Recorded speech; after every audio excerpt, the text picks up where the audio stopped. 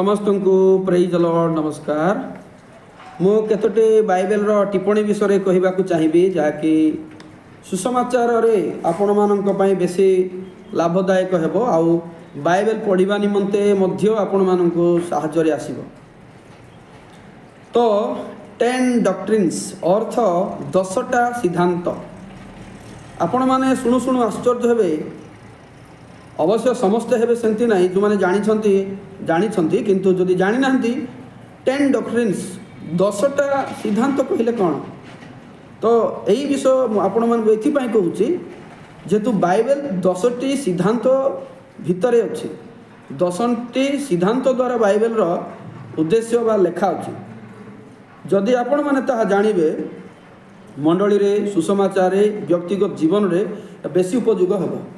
तेणु 10टी सिद्धांत मध्य गोटे 1 नंबर सिद्धांत होची 10टी सिद्धांत 1 नंबर होची बाइबल डॉक्ट्रिन अर्थात बाइबल रो सिद्धांत बाइबल को परे पर्यवेसित एटा गोटे doctrine.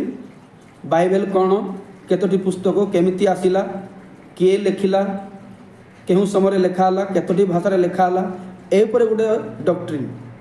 Second 2 number doctrine of God Bible रे आ गोटे डॉक्ट्रिन अच्छी जोटा कि ईश्वर विषय सिद्धांत। ईश्वर किए तांकर गठन तांकर फॉर्म ऑफ कार्य केमती निराकार ना आकार अस्तित्व केबेठू केते पर्यंत केमिति ए सब विषय।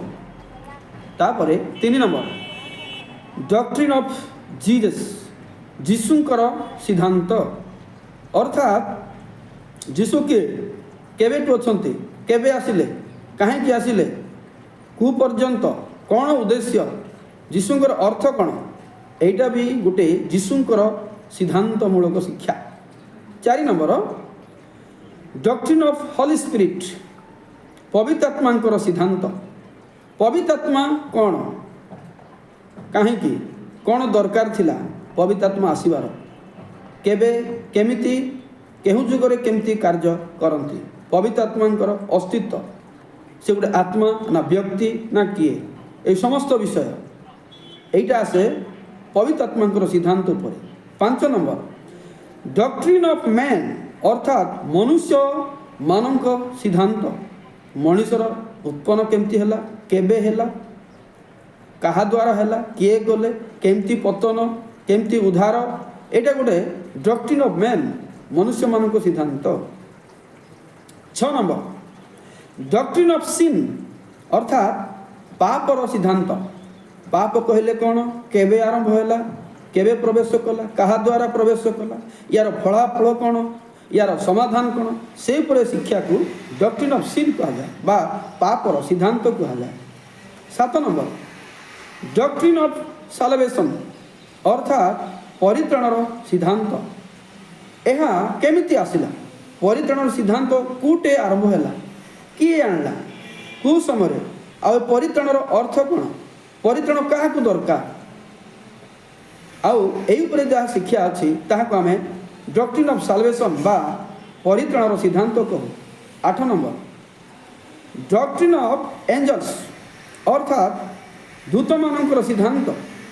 दूत मानकर सिद्धांत माने कौन दूत माने किए कौन खाती केमती रहती शरीर अच्छी कि नहीं तांकर अस्तित्व कौन आउ दूत मानकर प्रकार केते प्रकार ना गुटे प्रकार तांकर कार्य गुटे प्रकार ना भिन्न भिन्न ए प्रकार शिक्षा बाइबल अच्छी ताहा मते जानबार अच्छी जहाँकि डॉक्ट्रिन ऑफ एंजल्स।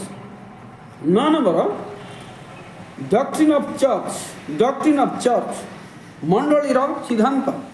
मंडली कौन मंडली केबे गठन हैला मंडली काहाकू नहीं गठित मंडलीर उद्देश्य कौन किए गठन कले काहेकि गठन कले मंडली रे हुए कौन तार अस्तित्व कौन यही सब हूँ डॉक्ट्रिन ऑफ चर्च मंडलीर सिद्धांत एटा मध्य जानबार अच्छी। 10 नंबर हूँ doctrines of and times doctrine of and times शेष समय सिद्धांत अर्थात बाइबल शेष रे कौन अच्छी केमती दुनिया सर ସୂର୍ଯ୍ୟ ଚନ୍ଦ୍ର ଗ୍ରହ ନକ୍ଷତ୍ର ଏଇଟା କେମିତି ହେବ, ୟାର ଶେଷ ଅଛି କି ନାହିଁ, ଯଦି ବି ଅଛି କେମିତି। ତ ଏଇଟା ହେଉଛି ଡକ୍ଟ୍ରିନ୍ ଅଫ୍ ଇନ୍ ଟାଇମ୍ସ, ଅର୍ଥାତ୍ ଶେଷ ସମୟର ସିଦ୍ଧାନ୍ତ।